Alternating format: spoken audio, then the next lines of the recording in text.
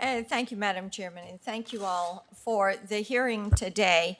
And I had the opportunity to visit with Mr. Michikowski yesterday and had a great competition.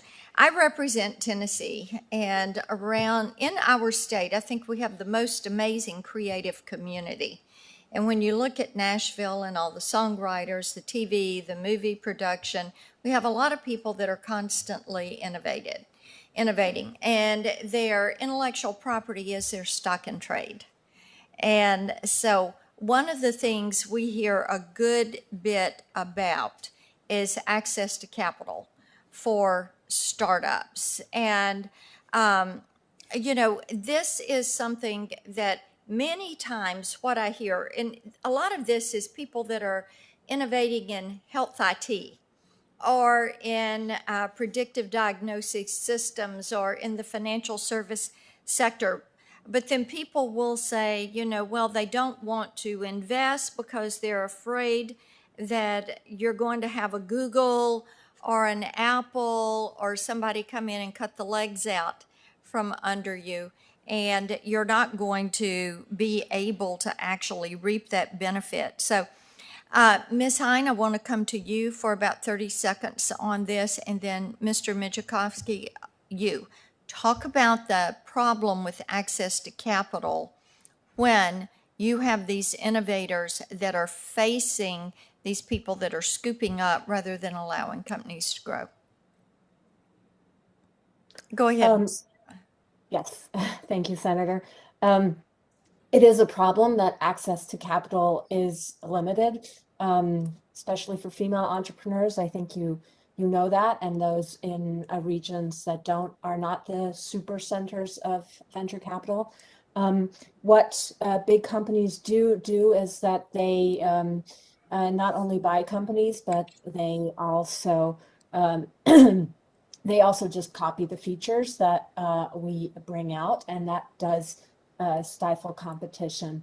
I don't think, therefore, that just limiting acquisitions will be the answer to this. I agree with my other panelists that open API access, for example, is very important. Interoperability are part of the solutions that you could enact. Thanks. Go ahead. Thanks for the question, Senator. I think to echo one of the points that Alex was making earlier today, as an investor, we decided to invest in many early stage companies, usually at the stage where it's just one or two people and an idea. But there were certain areas that we had to think twice before we invested in, mostly because of large entrenched players. And I think one that may come to mind is the music industry and the entertainment industry. When we looked at startups that attempted to innovate in these spaces, we always considered how difficult it was to get access to the IP and break into some of these very controlled markets. I think that's one of the reasons why it's more rare to see startups that attempt to reinvent ways of distributing music or content, mostly because of this. Sometimes when I look at this issue on innovation, it reminds me of what we went through about 10 years ago with the patent trolls that were looking at some of the concepts and the apps that were coming online, and it seems to kind of mirror that. Let me have you continue, if I can, on choke points where the startups have a tough time breaking into a market. What would you classify as being these choke points? One of the choke points that I think we've talked about before is the App Store. That is the primary choke point. That is all roads to iPhone flow through the App Store. On top of that, I think the financial sector currently has many controls that limit how new startups can begin to interoperate.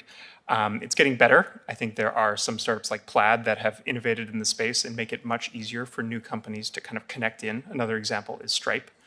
But other than that, it is still much harder to build a financial tech company. Thank you. You will notice, Madam Chairman, that he gave the correct answer in talking about the App Store, and that is why we need the Open App Markets Act. Very good. Thank you very much. Nice summary.